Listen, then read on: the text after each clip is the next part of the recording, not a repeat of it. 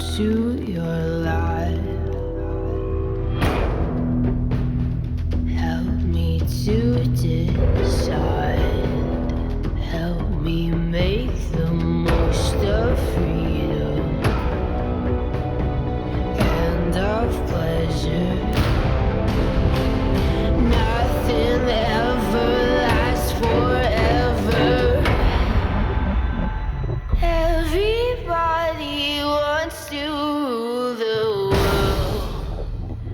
There's a room where the light won't find you, holding hands while the walls come tumbling down. When they do, I'll be right behind you. Everybody wants to rule the world. Everybody wants to rule the world. Everybody wants to rule the world.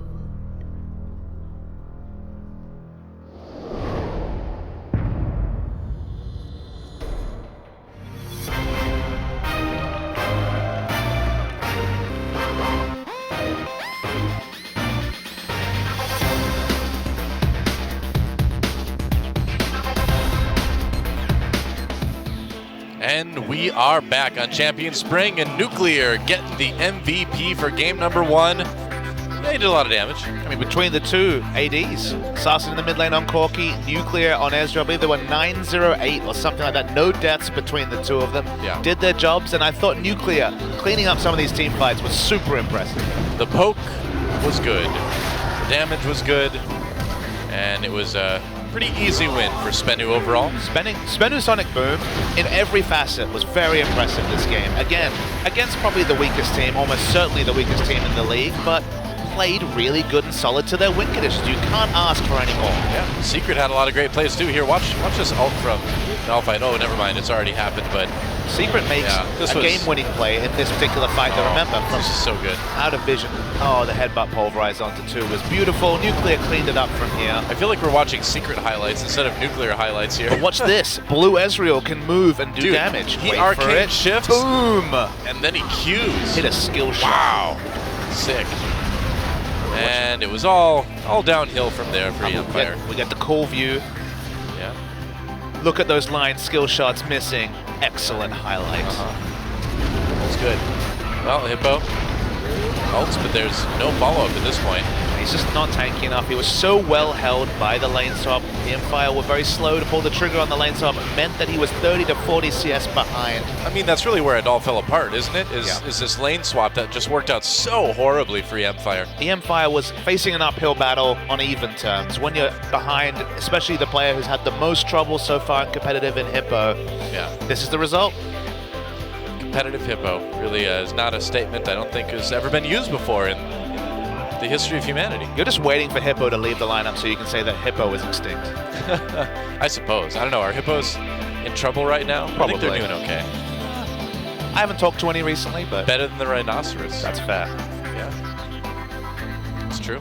Well. Ooh. Oh, that's the substitution music. EMFIRE's all in the lobby, so this is actually going to be a substitution for SBENU. I guess so. And who's it going to be? Soul is in. Great, so we have Soul, the top laner, and we have Soul, the AD carry. That's correct, I guess. We have Soul and Soul. Very different, Doa. Soul? Yeah, Soul and Soul, right. All right, well. I guess we're using champion names this game. Got that one. Soul is definitely the tank player between Soul and Saw, which is already fairly confusing in itself. I know. Saw is the Riven main that's not been able to play Riven this season, and Soul was the one who liked to play a lot of tanks and a bit of loot. Yeah. I was definitely more impressed with Saw overall. Soul played more games, I believe, last season, but I think it's a fairly moot point. Top lane was always the weakest position for SBENU, especially after their jungler, Catch, left the team, so I feel like it's a bit of a wash between Saw and Soul. True. One thing's for sure is that having Catch leave the team meant they got an upgrade in the jungle no matter who joined. Catch is now in Japan. I guess so. With Monte Cristo. Not actually literally with him right now, but in the same country. Yeah, I suppose they're in the same landmass at the same time, that's true. Is that a coincidence? Yeah, I think so. Okay. Pretty much. I'll take your word for it. Yep. should. So, does EMFIRE have any chance here? Do you think they have any chance at all to tie this up? An outside chance, but honestly, SBENU played so well strategically that I can't see swapping Soar and Soul making a big difference. Maybe the draft will show us something. Again, I'm looking for Hippo to show me something new, because 5 games in, I'm not convinced. Yeah, I mean, he has yet to genuinely play a meta pick. I mean, that Malphite, I still think it's just a little bit outside of what we've seen from a lot of other teams in most of the regions. There's a Lee Sin ban coming in against Flawless once again. If you're going to go out of the meta, you have to make us a believer, and that's not what he's been able to do in those 5 games. Tom Kench ban, so far, similar to what we saw in game number 1. Does EMFIRE change their drafting here? Do they, for example, ban Corki to try and ban away what was a very solid poke comp? Nidalee also a potential ban. I don't think that will do anything necessarily massively, but I think Corki is such an important flex pick that denying it from the enemy might be very important. Yeah, banning that Nidalee, I don't know. There's so many other strong junglers right now, aren't there, that if you ban the Nidalee, you take away the poke, I suppose. Flawless on control jungler's actually been very underwhelming. His Elise play in particular, he's played the most games on Elise of all champions, and his Elise hasn't looked strong, so he did look solid on that Nidalee. They have to decide what they're going to ban now. It's going to be Rise. The champion that fell through picks and bans. Crazy, isn't it? 100% pick ban until last game when nobody wanted to play the Rogue Mage. There is now only one champion who's been 100% contested. I bet you can guess who it is. I bet it's Lulu. It's Gangplank. Gangplank, that was going to be my second guess. That's a fair assumption. We actually had the ban rates on the screen. He could have cheated there, Doa. Oh, could have yeah. guessed it was Gangplank. You're right. Graves is the final ban. Interesting. So Flawless definitely doesn't play it if they're banning it on both blue and red side. Right. Unless Hippo's been spamming it in top lane, I guess it's a possibility. Well, at least there's a flex pick with the first pick. Lissandra gets through, so EMFIRE will grab that. But still leaves a lot open, and it does leave Alistar open for Secret. And it was important enough for SBENU to take that they first picked it over everything else last game. Excuse me. And I gotta say, with the way Secret played on that champion, maybe it would have been worth taking that away. And look, it was a welcome return to form after a big sidestep from Secret, affirming that it was just a once-off that he had that really bad game with Alistar. Game 1, the series against CJ. Flawless returns to the Elise. Definitely, I would say, objectively the strongest jungler out there. You could argue maybe Kindred, but going for the Elise, we're going to look for a step up from Flawless in terms of Elise play. It's very important to have this champion as part of your pool, and for now, given what we've seen on the champion stage, his Elise has been underwhelming. Yeah, we'll see if he can pick it up. I mean, I suppose this is probably one of the best matchups to get some experience with it in. Lucian Thresh, a very strong lane taken by EMFIRE. I mean, so far, pick on both sides. Alistar, Elise, a pick duo. Lissandra, Thresh, the same. So no team is committed to a definitive playstyle just yet. Poppy's 3-0 in Champions so far and is locked in. Okay, probably going to be a top lane Poppy. Yeah. We did have that swap over to Soul for SBENU, away from Soar.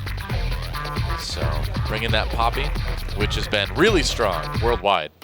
Yeah, Champions were slow to pick it up. It was only the first series of second week that we saw Cuvée pick it up. I believe it's 3-0 overall, 2-0 for Cuvée and 1 win for Smeb. So we will see in our explosive next series, potentially after this game. Indeed. Final 2 picks over to EMFIRE. They got a very solid pick comp going so far. I'd like to see them stick with that. Team fighting pick is what they've got. They're going to have to commit to Hippo's champion. Looking at least like it's going to be a mid lane Lissandra. Edge did play mid lane Lissandra for KT last season. True.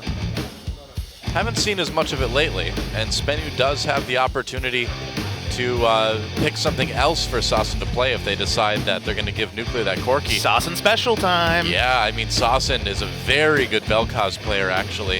His last 2 red side last picks, SBENU have, so far this season, given Sassen last pick. Uniquely, remember, it's usually top lane that gets the red side counter pick. We have seen Kindred mid, and we have seen Quinn mid. So it's been an 80 carry theme. We'd love to see the Vel'Koz, it's what he's known for, but Ezreal's available. They could just return to Corki Ezreal as a duo. You know, we've seen a lot of Lux and things like that. You know, Vel'Koz kind of fits into that same category in that, you know, those less mobile mid laners that were kind of dangerous to play before. now that Frost Queen's claim is so obtainable and has that slow, it's a little bit easier to keep those champions safe in the mid lane. But why change it? Corki Ezreal, no deaths, did a lot of work last game. Yep. Even though they started off with a pick comp, and of course Poppy can be using a pick capacity, suddenly headbutt, disengage, Poppy ult, disengage. They have strong disengage. It's time for double AD, it's time for sieging again. Yep. Looks like we might have the swap though, Sasan on the Ezreal this time and Nuclear on the Corki. So sending that Ezreal to mid lane. Is a bit safer against the Lissandra. Valkyrie, of course, can be interrupted by the Lissandra ult, but True. good luck interrupting an Ezreal with cleanse. Yeah. Can you ask for any more safety?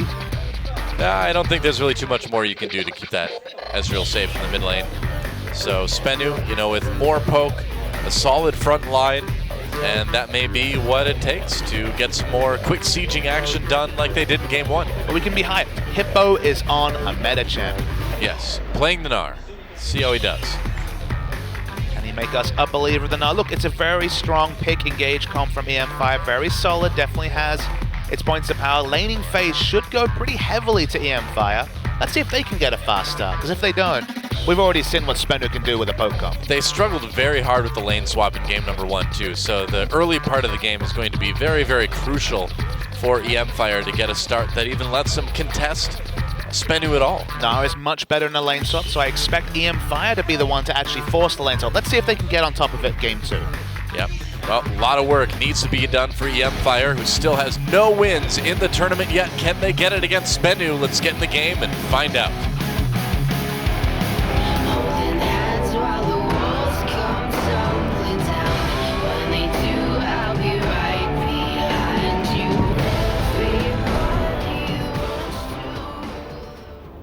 you. Rule the what? Rule the what? We'll never know. Welcome back to Summoner's Rift once again. Game number 2 between EMFIRE and SBENU. SBENU with a very, very quick win in game number 1. I think that was like a 33-minute victory. Just kind of rolling unopposed through all those turrets with a poke comp, and now they're back again. I feel like if OGN are going to commit to that particular shortcut of the intro between games, they should just pipe in Rift at the end there. Yeah, might as well. We just get Monty to record that too. Yeah, just get him to Rift. Robo Monty. Yep. Everybody wants to rule. The pause. Rift. Sadly, a pause. I lose it whenever Monty says Coca-Cola League of Legends champion. Like, I can't take it. I can't keep a straight face and hear that. For any of our American fans unclear as to what that particular snack is, think Bugles. Very similar. Yeah, that's true.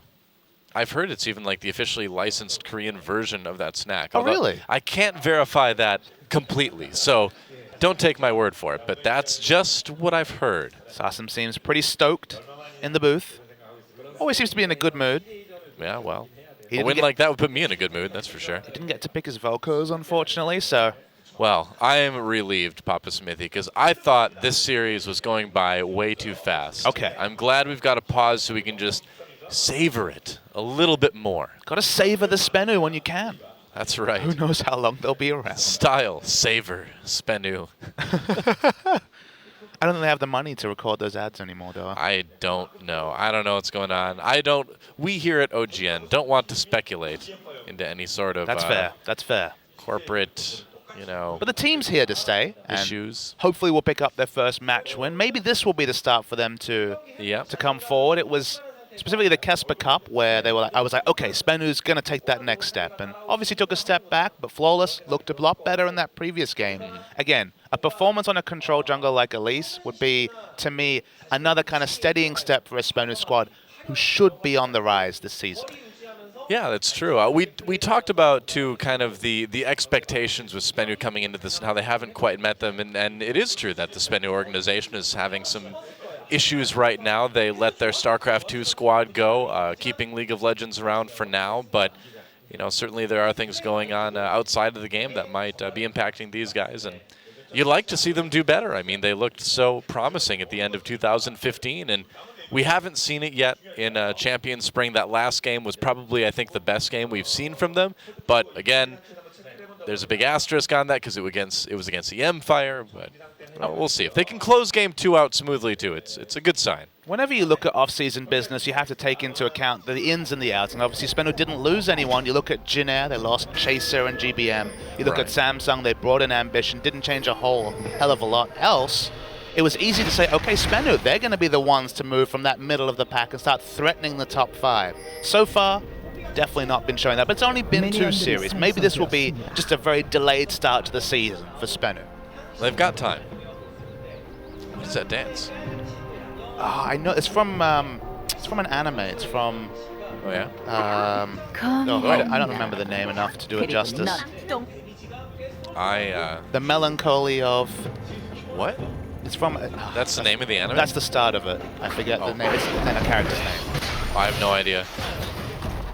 Someone will tweet at us and remind us. Contrary to popular belief, I don't actually watch a lot of anime. Me neither, but I did know that fact. I only watch the really good ones, like Cowboy Bebop, best one ever. Now on Blu-ray. Oh yeah? Yeah. Well, I didn't know that. Thank you for telling me. Exactly. That's actually a hard sell to you, not to the audience. If I had anything in my apartment that could play Blu-ray discs, maybe I would consider getting it. You have an Xbox One. Oh, that plays Blu-ray? I think so.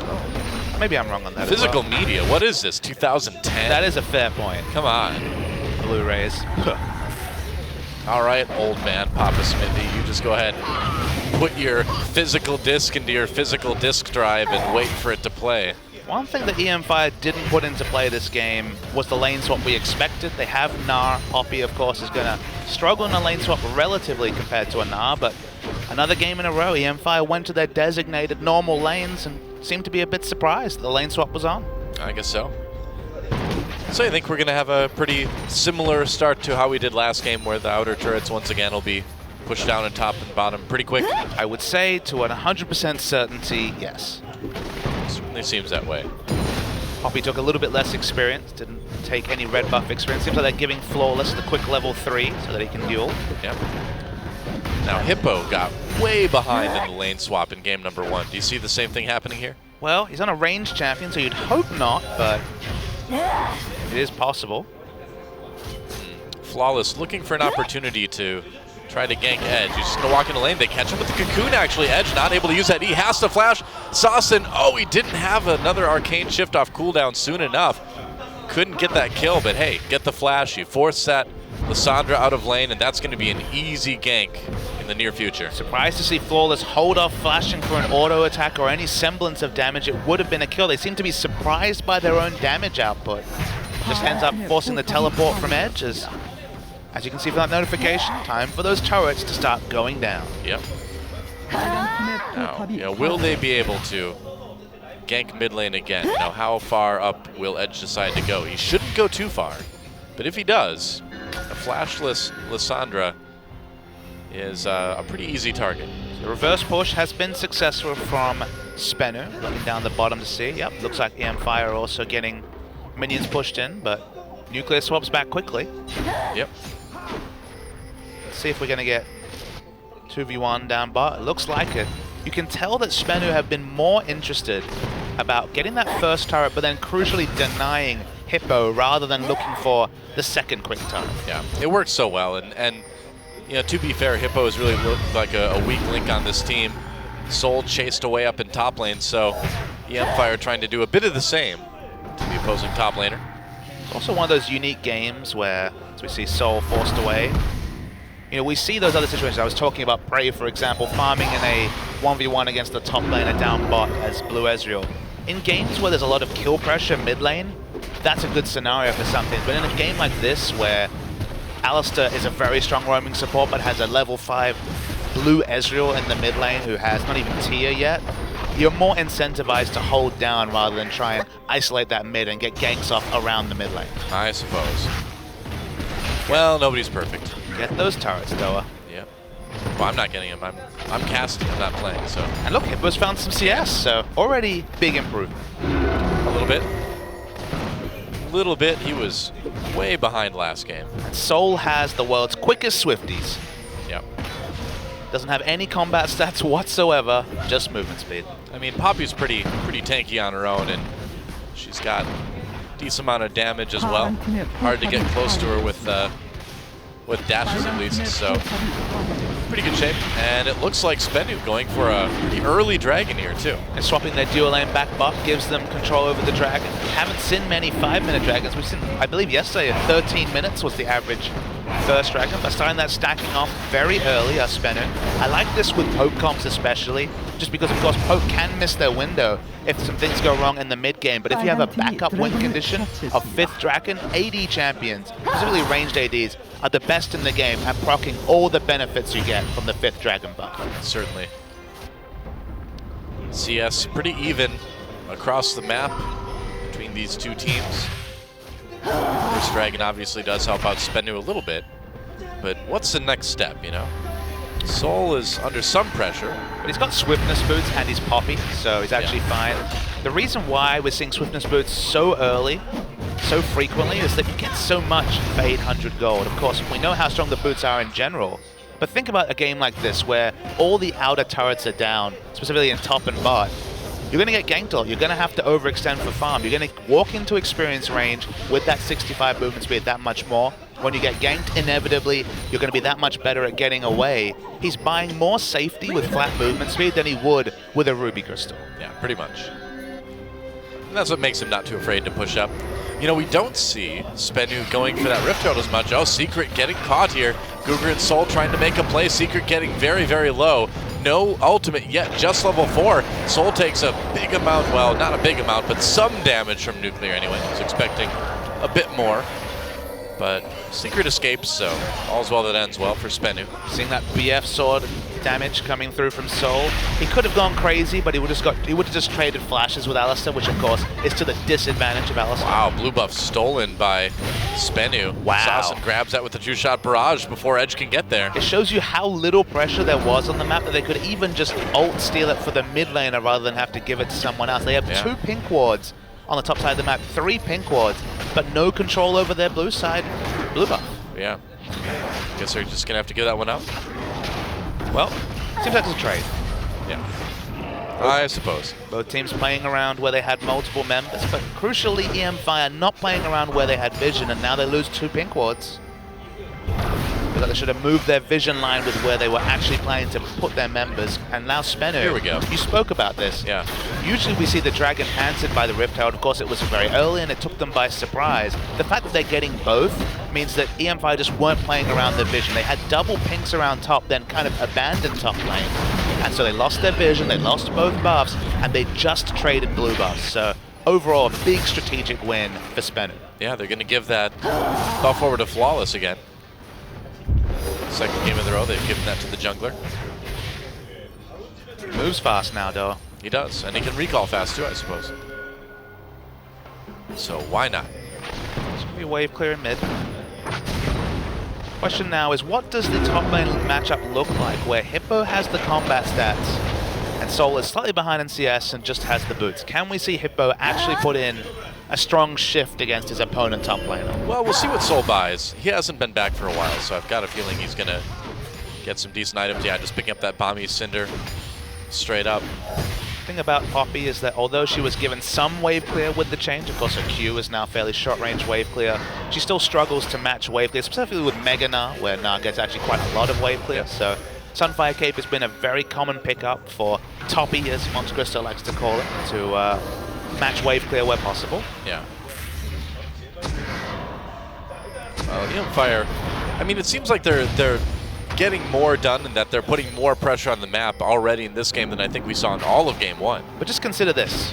SBENU picked up a Dragon, a Rift Herald, so they spent more time out of lane than EMFIRE, and they're still ahead in gold.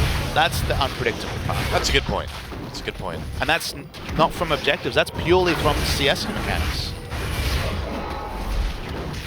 And Crush. Getting the Grump. Get him to the Grump. That's right, you got it. And oh boy. Uger finds Nuclear, grabs him with that death sentence. Nuclear's going to use the package to dive out. TP's coming in from both sides. Flawless on his own now. Soul comes in with that teleport to join his jungler. Knocks Gnar way out of there. Soul taking a lot of damage regardless. Looks like Flawless will go down. First blood goes over to Edge. That's 2 kills for EMFIRE, and Nuclear Still way back. Oh, I don't think that recall's going to go off in time. No, turning on to Hippo. That's a lot of damage. They force the flash. Nuclear's like, let me recall, man.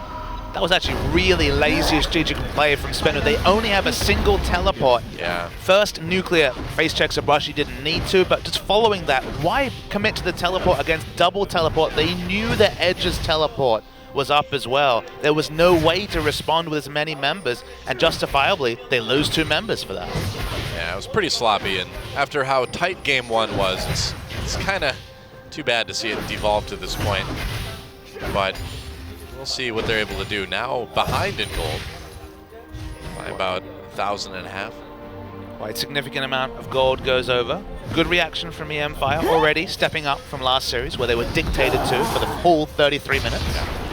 Well, it is big that Hippo was able to stay in the game a little bit more, and even though Soul knocked him out first thing in that fight, it did enough that Soul was slowed down and got caught. I wonder if that's going to be the Frozen Mountain. I see a pickaxe in the infantry from Nas, very aggressive.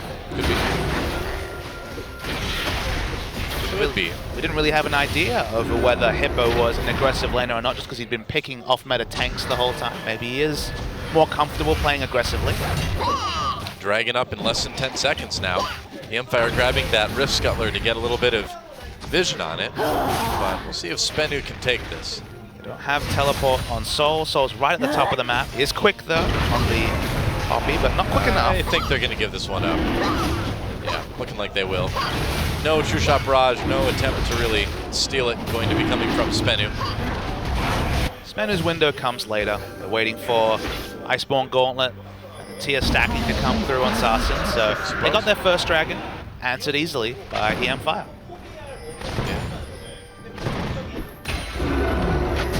Soul and Flawless are going to put, or at least Soul is going to put some pressure on the top of the map before going to the jungle and seeing if they can grab that blue buff again.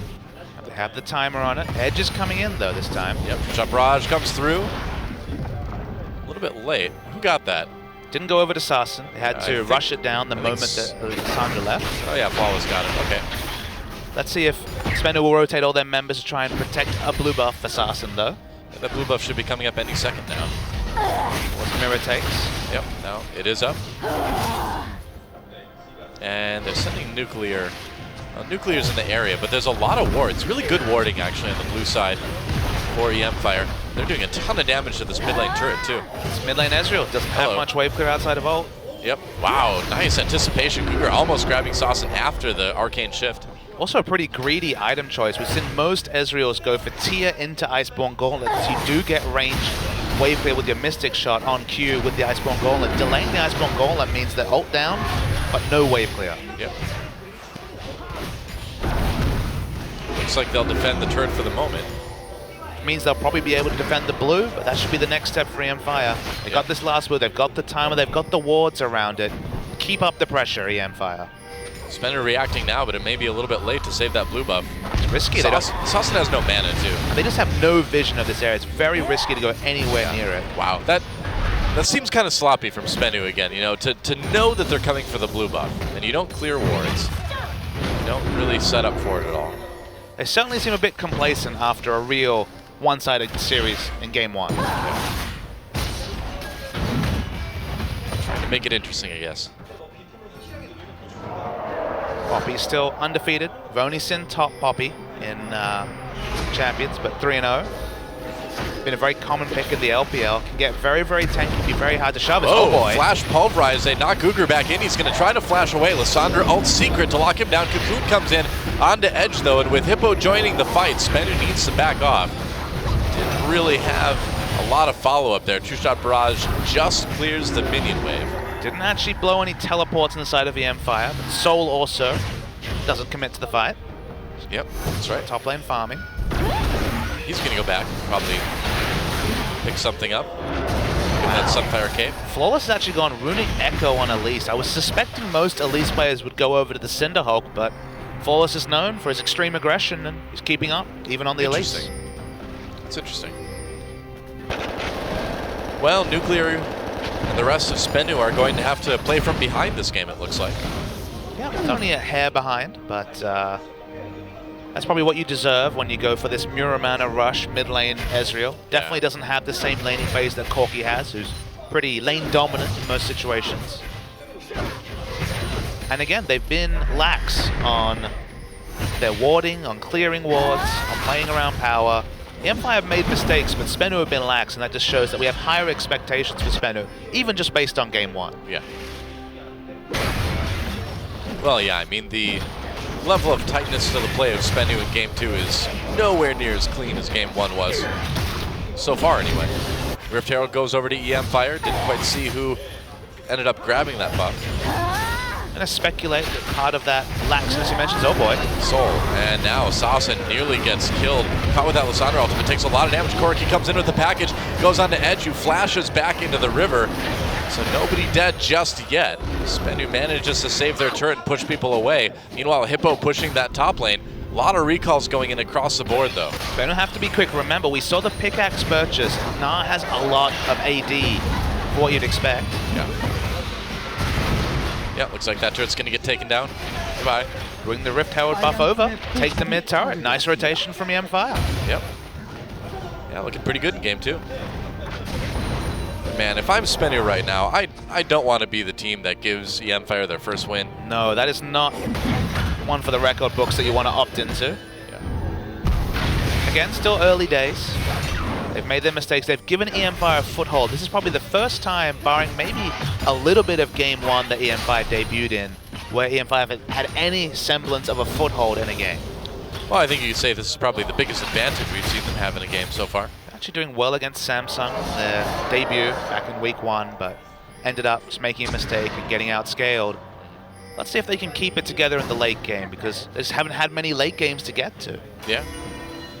Yeah, and at this point, this one could go a little bit later, couldn't it? Definitely could. I really like the Frozen Mallet from Hippo. We were talking about Frozen Mallet now in the previous game when we saw Steric's Gauge come through from Saw. This time it's Hippo on the Nara and he's gone for the Frozen Mallet.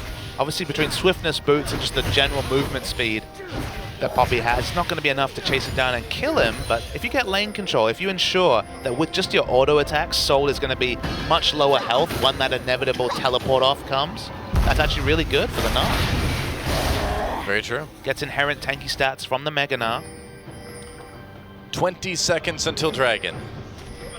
So EMFIRE has put themselves in a really good place to take that. They've got all the vision, they've got all the lane pressure. And SBENU is having a really hard time right now. SBENU's warding leaves a bit to be desired, especially compared to EMFIRE. EMFIRE's warding tells you one thing.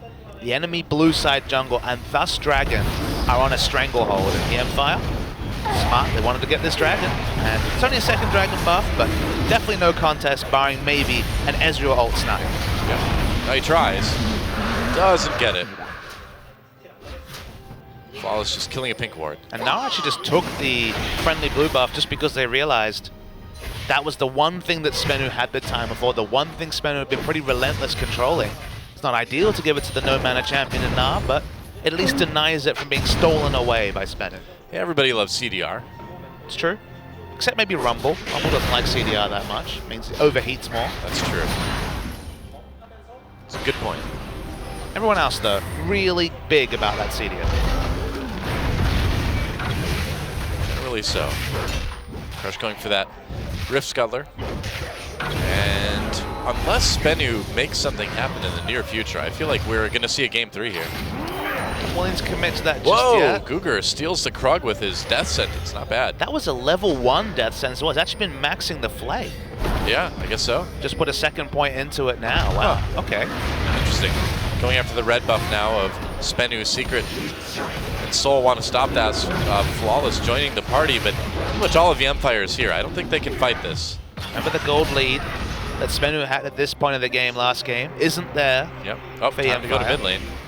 And are they actually going to trade a tier 2 for mid? I don't think so. No, everybody turning around. Nuclear grab. Nice hook by Guger. Wow. He knew exactly where that Valkyrie was going to go. We saw him try to anticipate the arcane shift earlier. He anticipated that Valkyrie extremely well. Great hook. Tried to flash into Valkyrie and got caught nonetheless. He went for the more defensive choices and still got punished. Really nice play from Guger. Yeah. And look at this, EMFIRE playing well from ahead. Yeah. I guess so.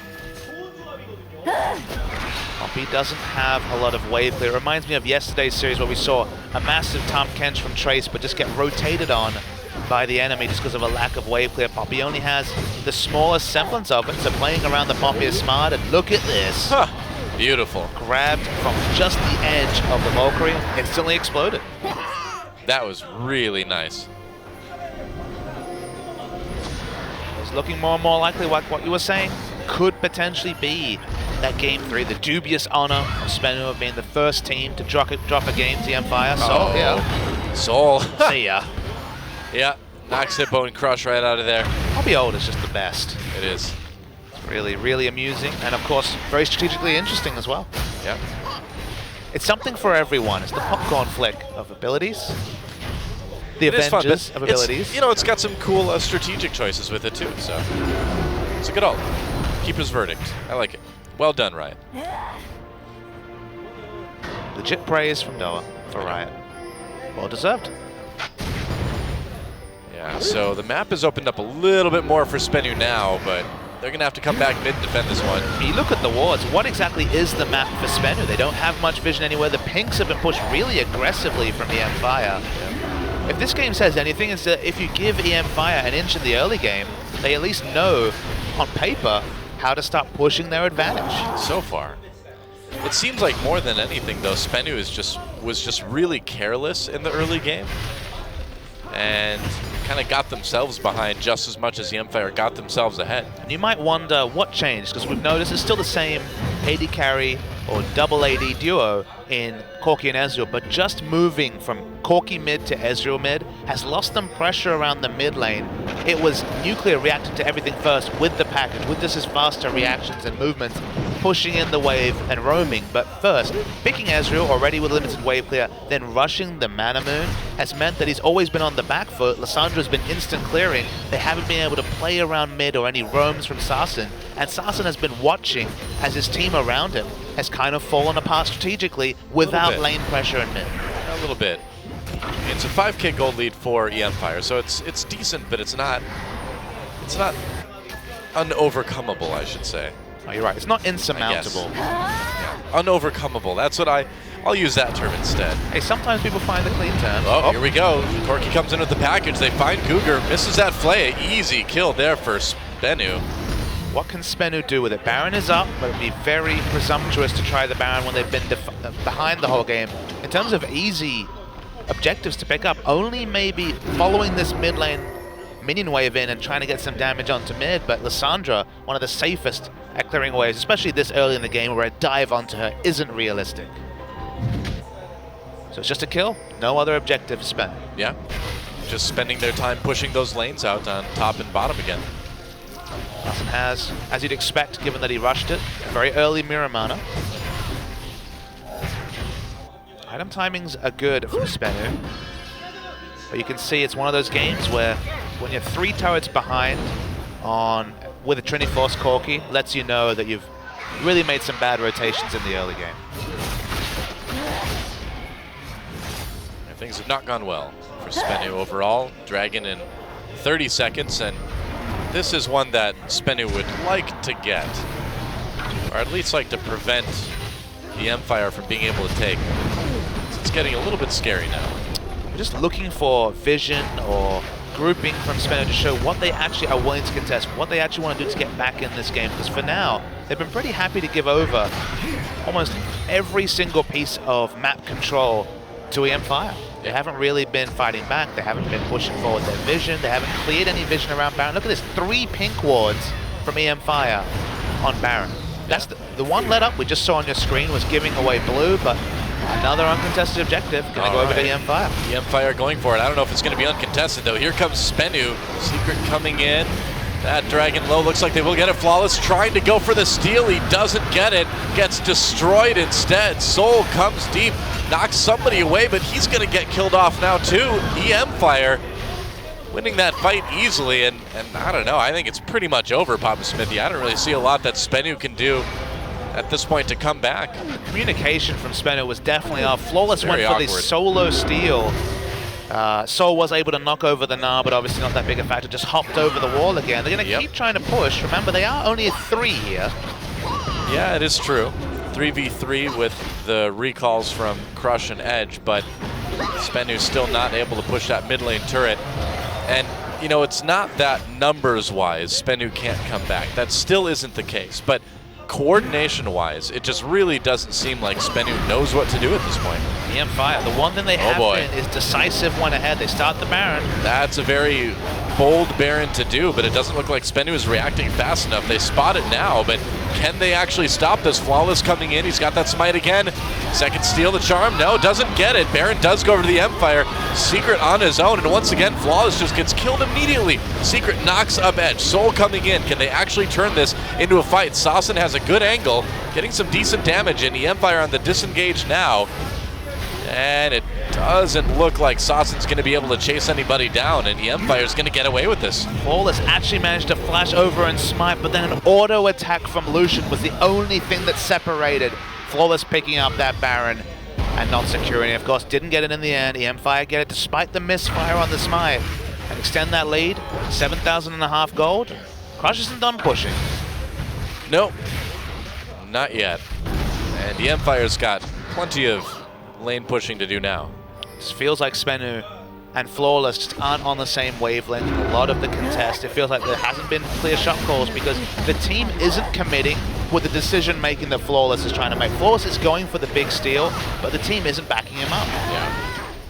Either he needs to stop going for those aggressive moves, or the team needs to play around his aggressive contests, because if he just gives away free kill after free kill, the snowball's only going to continue for EMFIRE.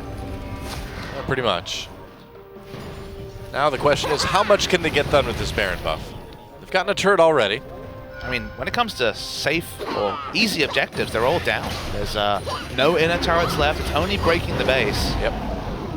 Sandra's TP is up, so they're going to bring up a couple of waves. Feels a lot like what SBENU were doing at this point of the last game. I'd say so. All right, it's go time. Gonna try to catch Crush in the jungle. No luck though. Wow, Soul with the culling does a decent amount of damage to Sasson actually. Back to back. And top lane pushing at the same time. Now, EMFIRE really isn't sending anybody to push any of these lanes individually, though. Do you think that's going to be a problem? Why isn't Hippo split pushing? It's a fair question. He could definitely be up top lane split pushing. That's what we saw, of course, with the three-pronged attack. They don't quite have that sort of comp. If anything, maybe the dive is easier. I think they're more interested in finding a pick than getting an uncontested objective rather than going for the true siege comp that really suited SBENU last game. Could be. Hippo moving down to the bot lane, trying to split push a bit now with that Gnar. But he answered by Ezreal for now. It's worth knowing that, of course, EMFIRE doesn't have Corki, Ezreal, Gnar like there was the previous game. Lucian is decent at sieging, but it's more about turret damage because he doesn't really have the range to get those safe auto attacks. Doesn't have a Trinity Force like Corki does. And the Sandra's again about wave clear and pick rather than necessarily turret damage. So not quite the same comp means that the results aren't as good for EMFIRE in their turret siege. Right. Giving SBENU more time. Blue Ezreal, yeah, very, very scary in the late game. We haven't really seen Poppy do much, but can be a super tank if she gets the items. SBENU has time here to catch up. This Baron has not really gotten the EMFIRE a lot. They've had a lot of trouble breaking the base, and I suppose this one's not over yet. Remember, if you push 3 lanes and don't get an objective, you're actually just giving gold over to the opponent. Pretty much. You're just helping SBENU get access to CS that previously has been pretty difficult for them to get. Sasson being tricky in that brush. We'll see if he finds anyone, though. Cougar not connecting with that hook. Sasson, I don't think, well, he's not seen by that ward, but they probably saw him go in there. Unfortunately, EMFIRE just basically trading farm when they had Baron buff. Baron buff's expired, and you know, if there was a Baron buff power play, it would tell you that EMFIRE essentially got nothing. Yep. 1 turret, that's it. Definitely on the lower end. Yeah, it's do or die time for SBENU now. You say that, but it's EMFIRE make the boss while you head. Oh boy. Nuclear gets grabbed, but not a big response from the rest of EMFIRE. Sasson's found enough time to get back. They've definitely chunked out this bottom turret, but EMFIRE, they need to break the base on this push or very, very shortly. Well, the sooner the better, right? Always. More time. A team that's been denied, held down in SBENU. Pack up the items, and then it could just be a single one-team fight, a 45-second death timer. Add a second team fight win, and that's the game over from a SBENU perspective. Pretty much. So punishing to die, and this is why we saw some of those mammoth games yesterday, Doa. Dying from the 25 to 40 minute mark is super, super punishing compared to what it was in the 2015 season. Yeah, I mean, people thought the games are going to close out faster, but it's just making people play even safer. Saucin gets grabbed while they try to take that dragon. That's going to be the engage from SBENU right now. Cougar push on the outside of the fight. Soul very low, has to duck out the back of the dragon pit. This may be a good fight for SBENU. Oh, never mind. Wow. Big Gnarled from Hippo hits 4 people. Flawless, still able to zone the AD carry away. And that's going to give SBENU a chance to turn this fight around yet again. Hippo's tanky, and they won't be able to quite catch him. But they barely stay out of this fight, or they barely come out of this fight without losing. They're still going, though. All right, looks like they're going to get the dragon. Man, that was about as close as it gets. That was a great Gnar ultimate from Hippo, but they chunked out Soul enough that EMFIRE wasn't able to get the damage done early on in the team fight that they needed. That was the first highlight reel clip from Hippo in his competitive life. Of course, a very short one, but this is a fight that should have gone squarely over to SBENU. They did everything right. Soul leaves this fight with no health. He's not involved after channeling the Karnali. This should have been a cleanup from both AD carries, both of them freely ulting, but what a 4-man Gnar ultimate. And it would have been good if Lucian was there. Yeah, but he really bought them time. Remember, this could have been a turning point for SBENU. Now it's only the smallest advantage, just a second dragon pickup for SBENU. So good job to Hippo, sparing the blushes of his teammate. Yeah, it kind of unlocks SBENU on the map, though. They were able to get some of their own wards down. They were able to clear out some of the wards from EMFIRE. So even though they didn't necessarily get any kills that fight, they got the dragon and they got a new lease on life as far as map control goes. Well, they're still 10,000 gold behind. Yeah, the big issue is that although the gold lead hasn't extended massively, it's still very much present. You can see the CS among everyone basically the same. It's all about the turrets and every other advantage that EMFIRE have been able to pick up rather than any sort of CSing mechanics. Pretty much. In season 2015, these lanes would have been deep frozen.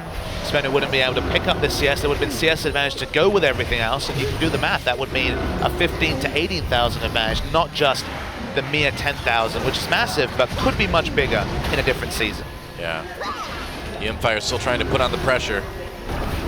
Baron is up, and the lanes are pushed. EMFIRE is going to start to threaten that now, I think. What do you think? Have really good poke, sorry, really good pick, but of course Lissandra is finding it hard to get into the back line. They need to get a strong pick, but with Gnar not having teleports and not being able to get a flank there, and no one else really a flank champion from EMFIRE, they've spent so much time just sitting in these long, wide lanes, and against Ezreal with Cleanse, against Corki, and with an Alistar on the team, so hard to get CC onto either Saucin or Nuclear, which is why we've seen this really big trading of farm, because EMFIRE doesn't know with Dragon down how to force a fight. Well, the later this game goes, the better it is for SBENU, isn't it? I mean, with a pick comp like EMFIRE has, you know, if you can't make picks, you can't get those man advantages to turn into objectives and break the base, right? Well, EMFIRE can't make picks under the enemy turrets in the inhibitor in the mid lane. They can make picks around this objective, though. Baron is up. This is the one place where SBENU will actually be obliged to fight.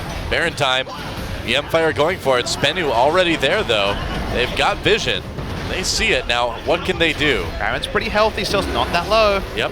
Flay happens. Hippo tries to go for Sun Crush coming from the side. Edge coming from the flank. Saucin with a big two-shot barrage to the middle. Another large Gnar ultimate. A kill coming in already for Edge. Saucin trying to kite backwards, but with Nuclear already down, I don't think SBENU can win this fight. Certainly doesn't look that way as Flawless falls. Saucin doing everything he can, but he finally gets locked up by that Lissandra W, and that's an ace in favor of EMFIRE. Really nice teleport from Edge. They had the perfect ward spot. We talked about the fact they couldn't get a pick. Forced the Baron. That was their best chance to get the fight they wanted. And with 45-second respawn timers, I think EMFIRE have done it. I think they have, yeah. EMFIRE able to take this pick comp, get the edge early on. Nuclear up in just 15 seconds. Secret will join him, but I don't think it's going to be enough time. It looks like EMFIRE have finally, in their third match, picked up their first game win of the season. We're going to game 3. GG. With the saddest of ironies, that first win is against a SBENU team that struggled for so long in their rookie season. EMFIRE, by comparison, pick up their win much quicker and looked clean doing it. Notice that when they don't fall behind, when Hippo's on a meta champ, suddenly their map play's pretty good, their decision making was good. They realized, okay, going for this siege isn't working. We don't have siege champions. Let's falsify that Baron. Expertly initiated by Edge coming around the back on Lissandra, and well finished out. And congratulations to EMFIRE. They did everything right to pick up that win.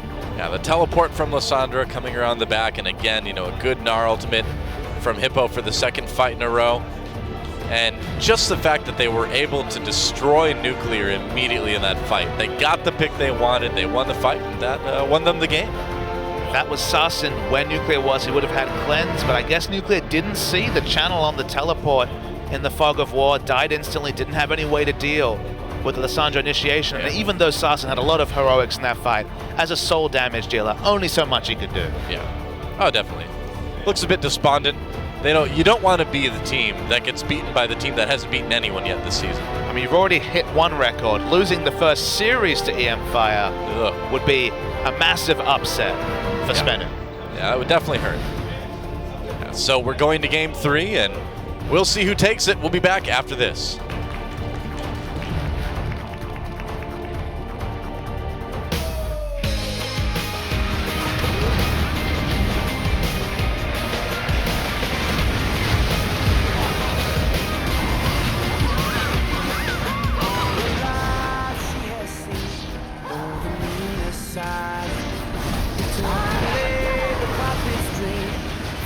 Profit on the street. She's stronger than you know.